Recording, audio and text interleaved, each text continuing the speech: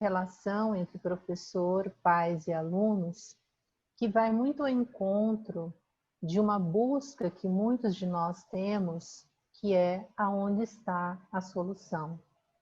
Nós buscamos muitas vezes soluções até imediatistas para resolver questões que às vezes são resolvidas a longo prazo. A gente precisa, num processo de ensino-aprendizagem, primeiro desse autoconhecimento, parar, refletir, pensar quem eu sou, esse papel que eu tenho no mundo, um papel de contribuição, porque como a gente pode ver pela imagem, e as imagens comunicam muito, a comunicação, a gente sabe que ela não é só falada, é como foi muito bem abordado pela palestrante anterior, o quanto as imagens falam e tocam a gente de formas completamente diferentes, porque uma coisa é o olhar externo, a outra é o olhar interno.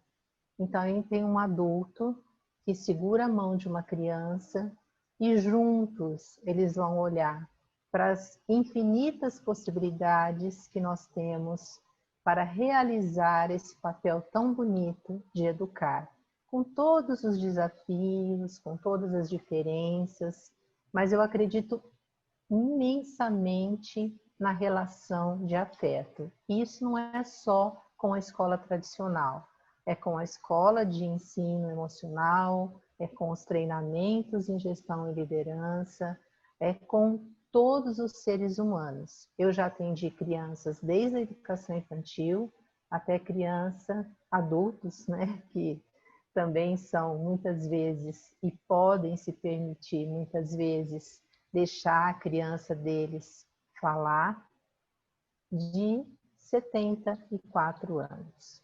Então, não tem tempo, não tem limite, basta a gente desejar. E continuando aqui nessas possibilidades, eu também vou reforçar que as crianças amadas, elas se tornam adultos que sabem amar. Porque as crianças, elas vêm ao mundo e aprendem muito conosco. Primeiramente com os pais, depois elas vão para a escola, num processo de sociabilização. E o ambiente que elas encontram lá geram esses eventos que são positivos e ora negativos.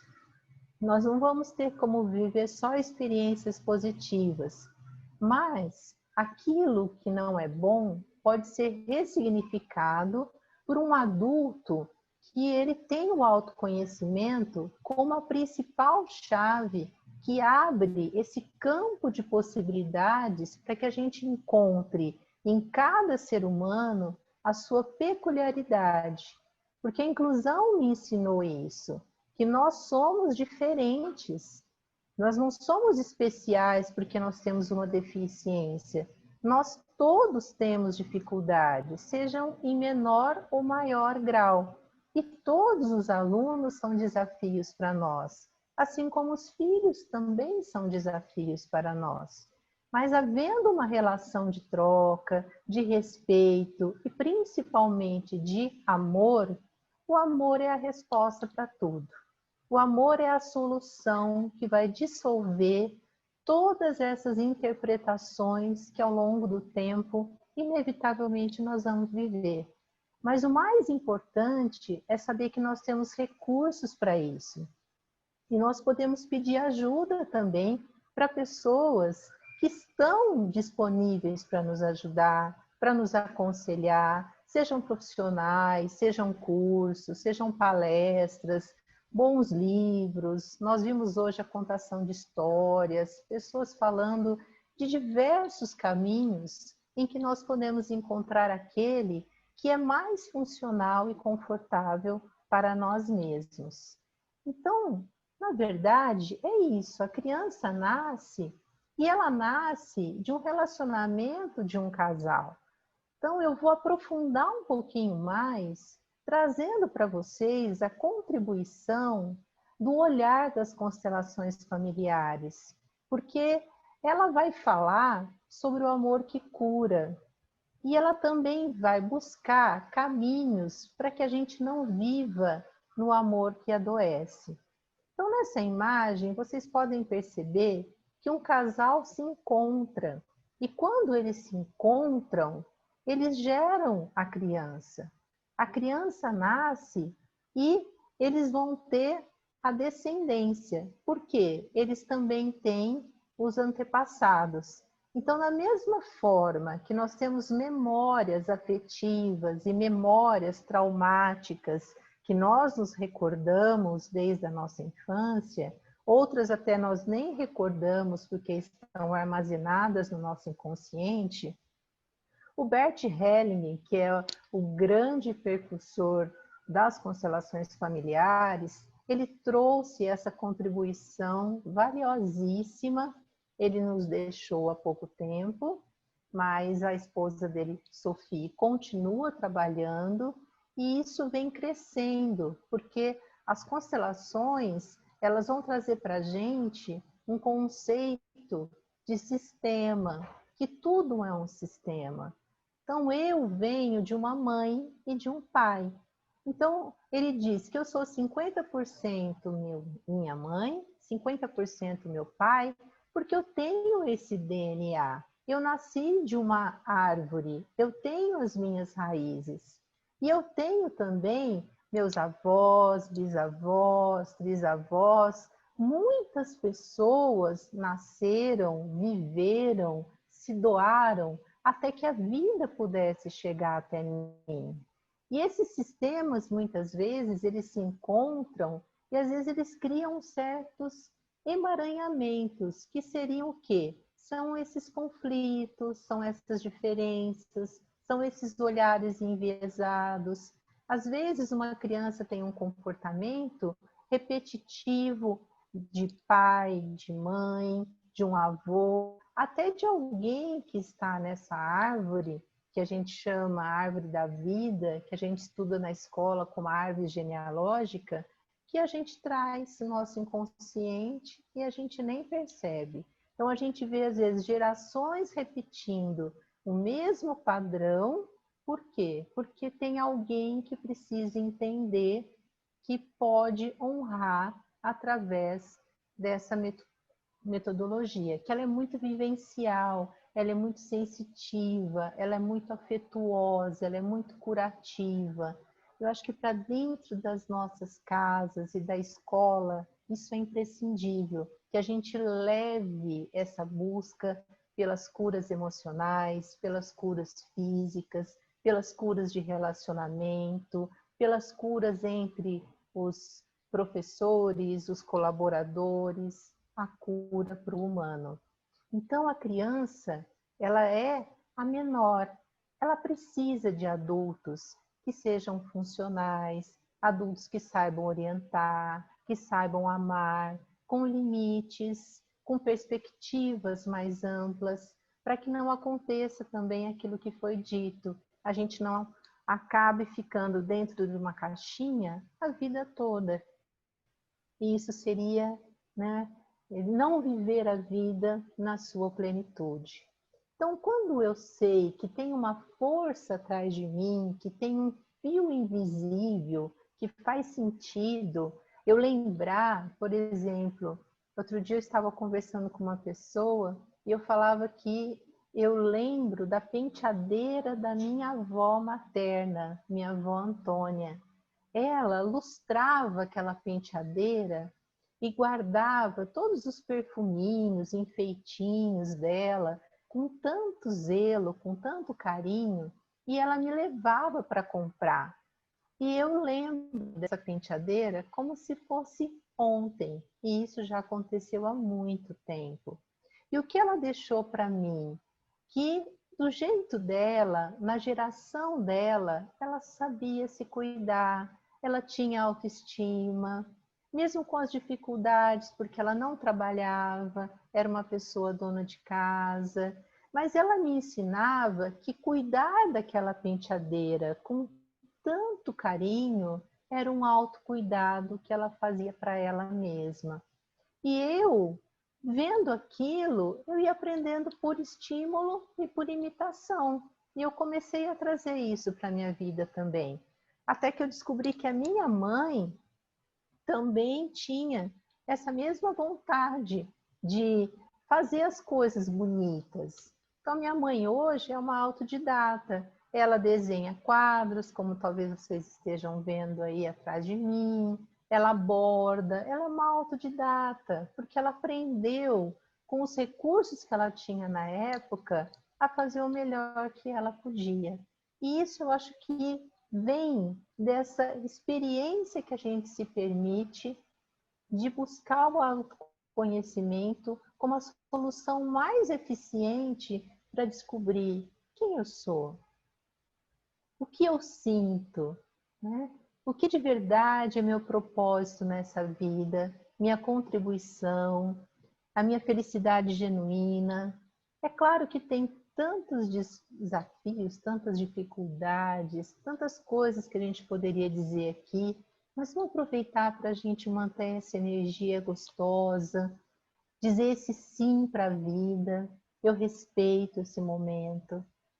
Talvez eu não concorde com algumas coisas, e discordar não é proibido, mas a gente pode usar uma comunicação que não seja violenta, que olha o outro, que enxerga, que se afasta ou se aproxima, dependendo do tanto que a gente desenvolve de empatia. Então, o Bert Hellinger falava que tem 3 leis que são invioláveis, e isso vai existir sempre, porque a primeira lei que ele traz para nós é a lei da hierarquia. Então, quem nasceu primeiro, quem veio primeiro, a importância das crianças respeitarem os pais, ficarem no papel da criança, os pais ficarem no papel do adulto, que é um papel funcional, é um papel que ajuda a criança também amanhã a ser um adulto saudável e funcional. Na sala de aula, as crianças entenderem que elas precisam do professor, que é um mentor, que é uma pessoa que já tem conhecimento para oferecer para elas e que também pode olhar para a criança com um olhar de respeito, de protagonismo, olhar para todas as crianças como a gente olha para um arco-íris, que tem várias cores, porque se a gente olhasse para um arco-íris monocromático, ele não teria a beleza que ele tem. Então, essa composição é um respeito que eu dou primeiro a mim e depois eu ofereço ao outro. Porque se aquilo que eu vejo no outro não me afeta ao ponto de usar de uma reatividade ou até de um abuso, de uma relação tóxica, porque a criança, ela absorve o adolescente e o adulto muito mais as experiências negativas do que positivas. Então, às vezes é preciso você trabalhar muito tempo com uma pessoa para que ela possa ressignificar tudo aquilo que ela armazenou na sua memória afetiva que foi traumática.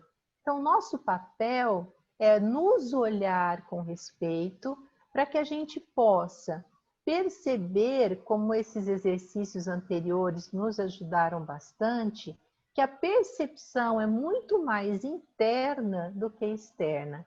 Porque o que eu vejo fora de mim é exatamente o que está dentro de mim. Porque o fato pode ser o mesmo, mas a interpretação dos fatos varia de acordo com a disponibilidade, com a história de vida de cada um, com aquilo que cada um traz na sua bagagem de vida, e isso precisa ser respeitado.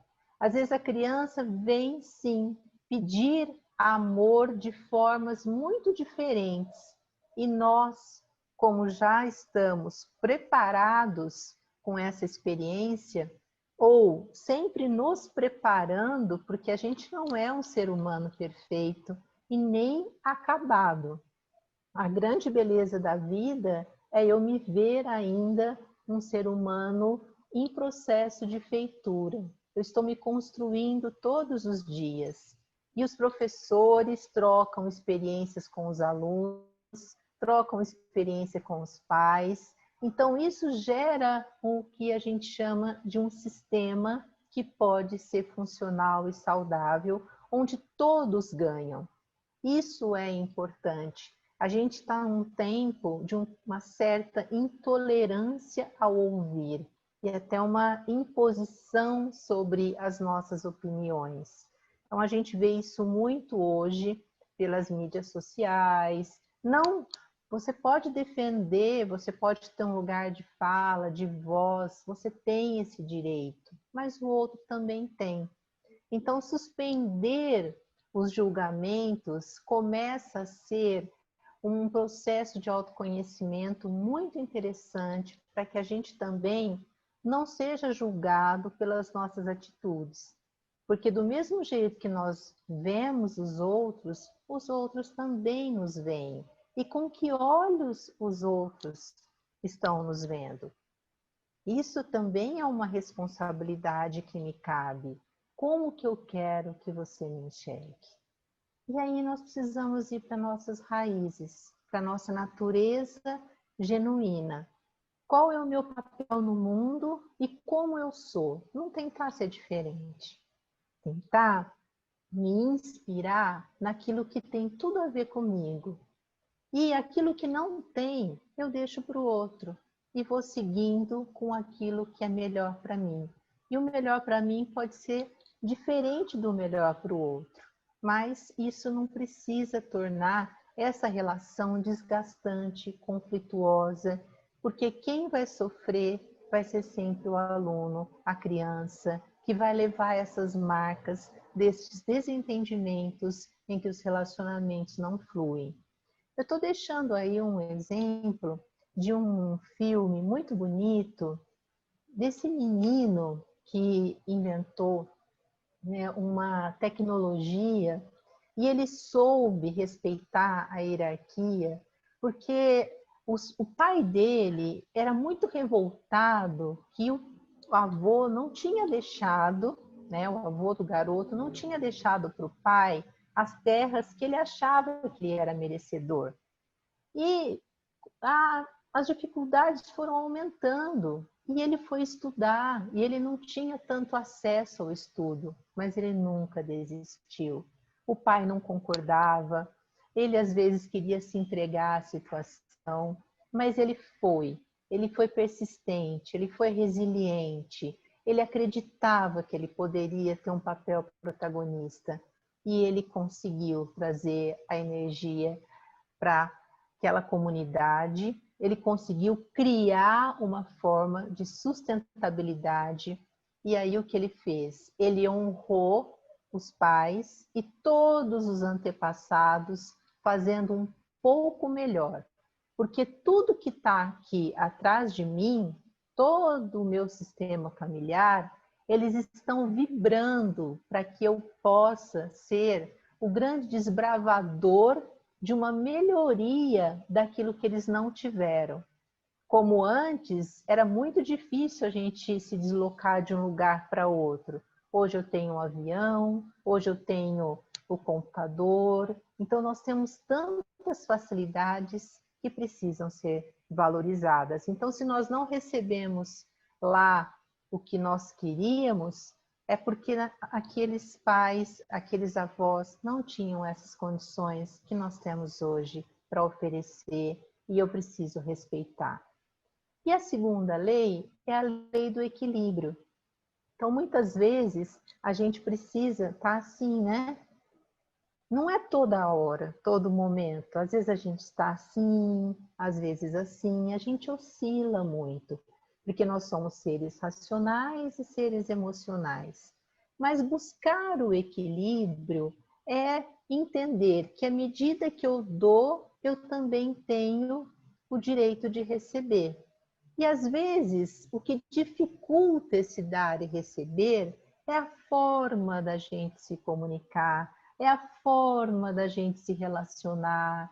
Às vezes a gente é muito competitivo, comparativo, a gente se autodeprecia quando a gente não se conhece e não se autovaloriza.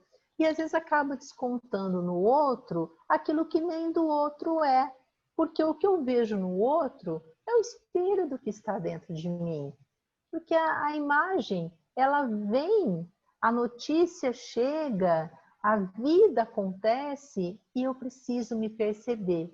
Porque seria um grande desperdício eu não entender de mim e só viver entendendo do que é técnico, do que faz parte da vida e aqui dentro permanecer um vazio. É por isso que muitas vezes há esse desequilíbrio.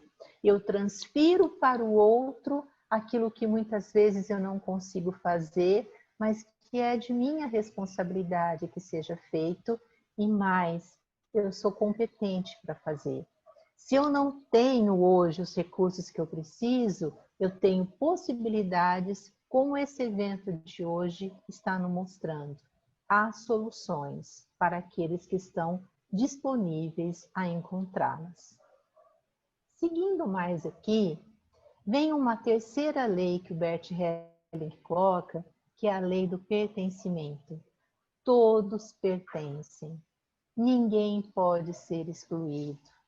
Muitas vezes, quando a gente exclui alguma coisa da nossa vida, aquilo volta para a gente. É como aquela tarefa que eu não consegui fazer e aí chega na hora da prova, ela cai. Exatamente aquela matéria, aquela pergunta que eu não consegui resolver em sala de aula. Aí eu tenho que voltar para a aula de recuperação, porque eu preciso recuperar aquilo que em sala de aula eu não aprendi. Então, se a prova for olhada como uma oportunidade de dar uma segunda chance, é o amor à segunda vista. É ver além do aparente. Por que será que o meu aluno não conseguiu a métrica que ele precisava? O que faltou dele? O que faltou de mim? Ou que às vezes até sobrou, porque às vezes a gente ou deu demais, ou ficou faltando alguma coisa, ou até um ingrediente que é aquilo que Piaget deixa para a gente. O emocional e o cognitivo precisam andar coladinhos, porque quanto mais afetividade a criança sente, e às vezes não é preciso dizer nada. Eu me lembro que eu fazia uma prova ainda, hoje chamada ensino médio, de desenho, que tinha que fazer aquele compasso ali, e eu era péssima naquilo. Eu nunca fui muito boa em arte, sabe, gente? Não sou até hoje, mas com o advento das inteligências múltiplas, isso clareou muito. Por que que umas crianças têm mais aptidão para determinadas disciplinas e para outras elas encontram mais dificuldades? Porque nós temos os nossos próprios talentos. E eu dizia para o Júlio, não sei mais o que fazer. E aí ele simplesmente colocou a mão no meu ombro e disse: Sandra, você consegue. Aquela mão no meu ombro eu sinto também até hoje. Sandra, você consegue. Porque muitas vezes a vida traz tanta negatividade, as pessoas às vezes nos dizem tantas coisas, nós somos tão influenciados pelo meio externo que a gente vai murchando, murchando, murchando e a gente precisa talvez dessa chama de novo. E alguém que nos ajude, porque como é bonito pedir ajuda a alguém, a um colega, a um amigo, a um terapeuta, a um educador com mais experiência. Como é bonito poder dizer para uma criança: eu não sei, mas eu vou aprender isso por você, porque você é importante para mim e você está me dando essa oportunidade de eu aprender uma coisa que nem eu sabia que eu não sabia. Olha que interessante. Muda a percepção daquilo que às vezes a gente se julga incompetente para uma vontade, né, de valorizar aquele ser humano e, ao mesmo tempo, ganhar pertencimento. Então, todos têm o direito de pertencer. Então, para não ser excluído, eu também preciso fazer a mesma coisa. Porque, ao final das contas, tudo que eu faço para os outros, não é para os outros que eu faço, é para mim mesma. Tudo que eu digo para o outro não é com base no que ele é, mas é com base no que eu sou, nas minhas próprias escolhas, na minha construção. Porque eu não tenho o poder de entrar na mente de uma outra pessoa e responder nada por ela. O máximo que eu posso fazer é facilitar a nossa comunicação. Por isso é preciso um espaço de disponibilidade para que, mesmo não concordando com o que o meu colega, ou o pai, ou a criança pensa, eu dê a ele o direito de ser como ele é, para que eu também tenha o direito e a força de ser quem eu sou. Porque, na verdade, o que nós somos é transmitido por vários canais de comunicação que às vezes são imperceptíveis a nós, mas bastante visíveis aos olhos dos outros, inclusive das crianças. Elas têm uma sensibilidade incrível e elas sacam muito bem a gente, até muito melhor do que a gente mesmo, né? E a gente traz o amor, que gostoso poder fazer essa continuidade. O amor que vem para restabelecer uma ordem, para restabelecer uma hierarquia, um lugar de pertencimento, uma ordem que está lá na raiz dessa árvore. Eu respeito você, eu respeito a sua história, eu sinto muito pelo que aconteceu com você, eu sinto muito por você não ter ido bem na prova, eu sinto muito por você não ter aprendido da maneira que eu gostaria, mas eu estou disposta a te ajudar, porque eu entendo, e essa pergunta ela faz muito sentido, o que traz quem levamos para a escola. A criança que vai para a escola, ela chega com uma bagagem e ela precisa dessa disponibilidade para que eu olhe com carinho e respeito essa bagagem. Então, a proposta aqui é, mais uma vez, reforçar a importância da inteligência emocional, a gente não ficar razão brigando com emoção, porque é um ringue onde todos vão perder. E com os estudos da neurociência, a gente já tem comprovado que os nossos sentimentos, que as nossas emoções dividem o mesmo espaço que é dentro do nosso cérebro.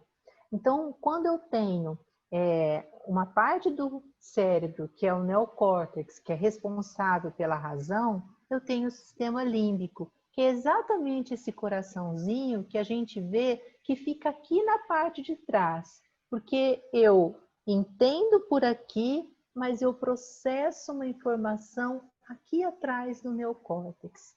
Então, quando às vezes a gente, por exemplo, bebe um pouquinho, sabe? Fica meio de pileque, né? A gente começa às vezes a ficar mais soltinho. O que é isso? É o neocórtex se inibindo. E aí a gente precisa tomar cuidado com a emoção, porque às vezes ela vai falar coisas que não poderiam ser ditas, mas é como se desse o sinal vermelho. Por isso a importância do autoconhecimento. E quando eu entendo que a criança é metade pai, metade mãe, eu olho para a história da mãe, do pai, ou do genitor, ou das novas configurações familiares. Eu entendo de onde vem essa criança, eu entendo que tem a razão e a emoção em comunicação o tempo todo, tá? Estão me chamando aqui. E eu vou desenvolvendo isso, tudo com o autorresponsabilidade, autoestima, automotivação. Então é um processo muito bonito de validação. E aí a gente traz como frase de solução a chave de acesso para que a gente possa ter uma vida melhor, um dia de cada vez. A gente olha o mundo como um grande sistema, assim como uma constelação mesmo, assim como o nosso corpo. Se a gente adoece uma parte do nosso corpo, todo o nosso corpo fica afetado. Então a gente precisa cuidar dele de forma holística, de forma integrada, né? Então aí está, o passado já foi, o futuro ainda não chegou, temos somente o hoje e podemos começar agora. E isso acontece a partir do momento em que simplesmente eu digo, eu vejo você. E eu queria deixar uma mensagem que é uma antiga bênção irlandesa, que é sempre um desejo de que a nossa mente respire sobre as melhores oportunidades da nossa vida, sobre as melhores energias, sobre as melhores relações, e que a gente acredite, confie, se arrisque e aposte na nossa felicidade. Então, eu agradeço muito por essa participação. O tempo é curto, dá vontade de falar sobre muito mais coisas, mas eu vou me despedindo por aqui e deixando um espaço aí para saber se alguém gostaria de falar alguma coisa, fazer alguma pergunta. E gratidão.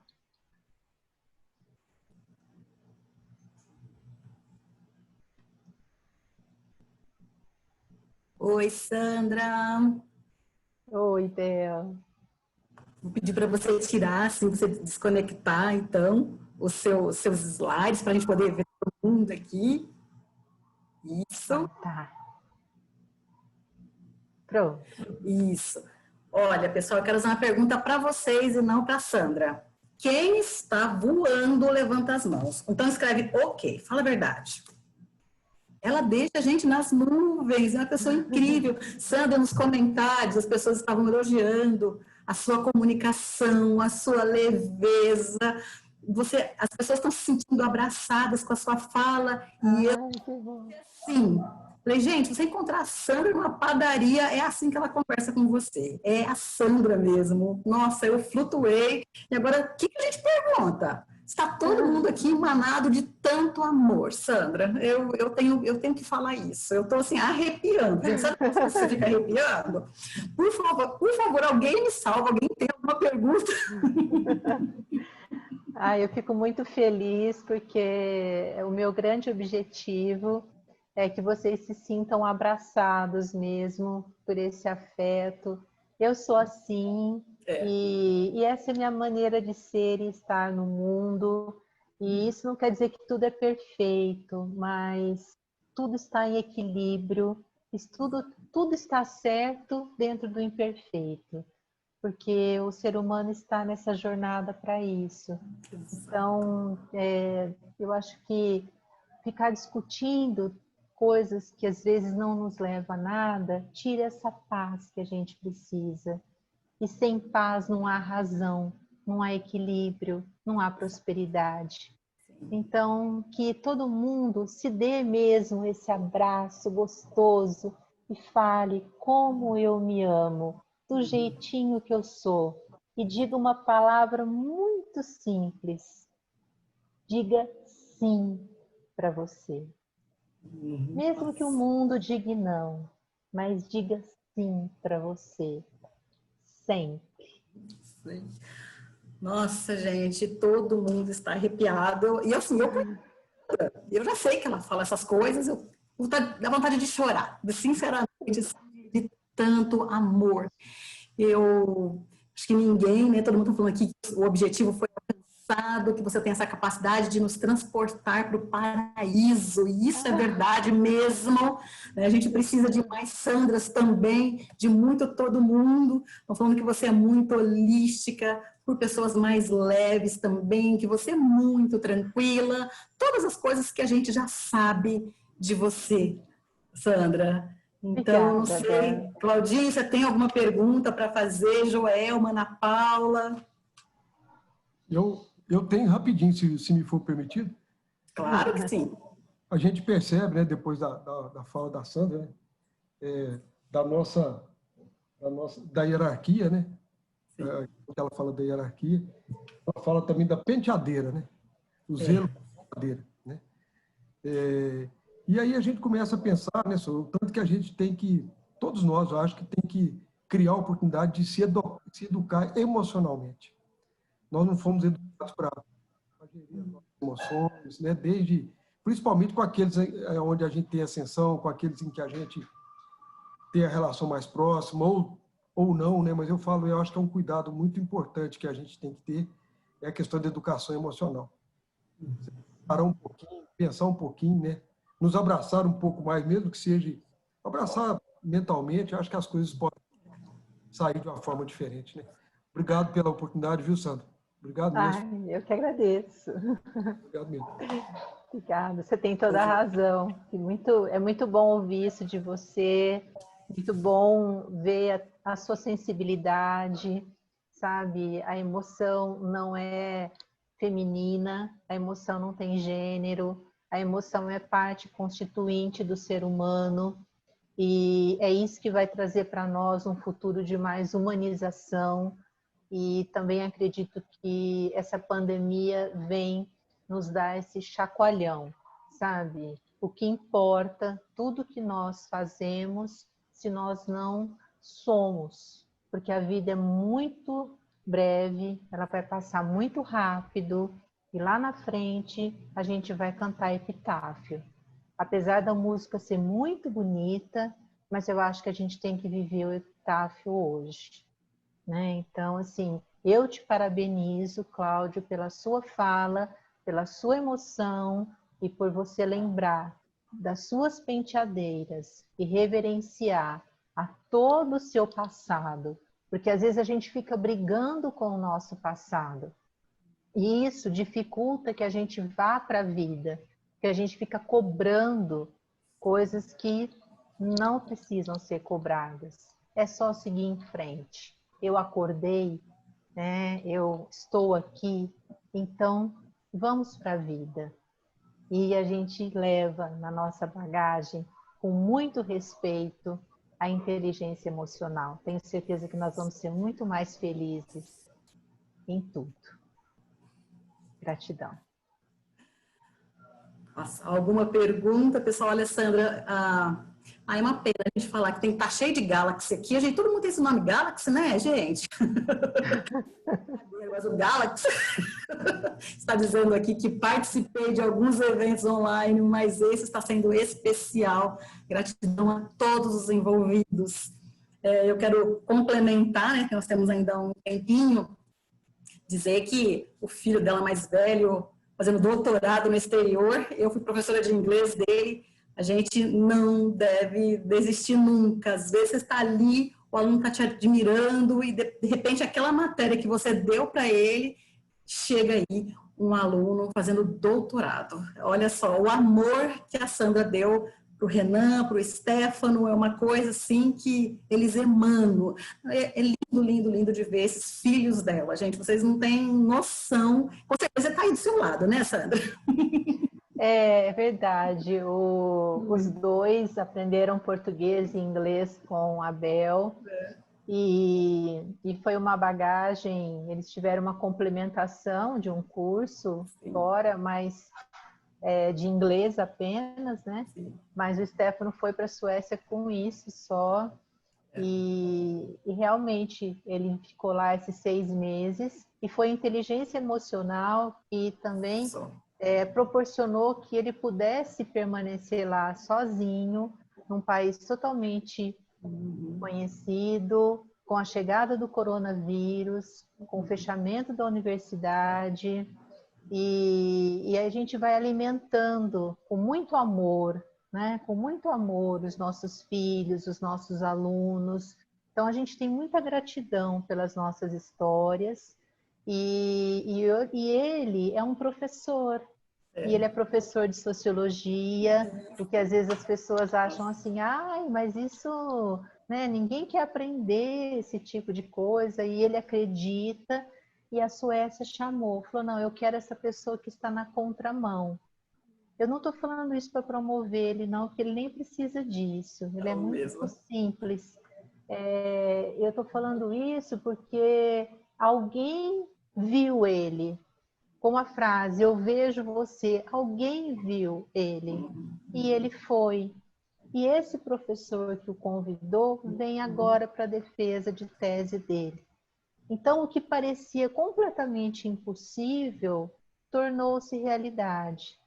Então, ele acredita no caminho dele, o Renan acredita no caminho dele, os dois são muito humanizados. Eu agradeço muito a Deus por eles terem me dado esses filhos, porque quando eu me apresento, muitas vezes eu digo que a minha primeira profissão, e você sabe disso, é mãe. Com certeza. Né? Então é muito, muito prazeroso e assim, mais uma vez, parabéns a todos mesmo que participaram. Você que foi a grande pessoa aí que foi ajudando a gente, contribuindo, que é tão importante esse papel, né, da pessoa que vai dirigindo os participantes. Mais uma vez, muito obrigada. Todas as vezes que vocês me convidarem, eu estarei aqui presente de todo o coração para dar a minha contribuição.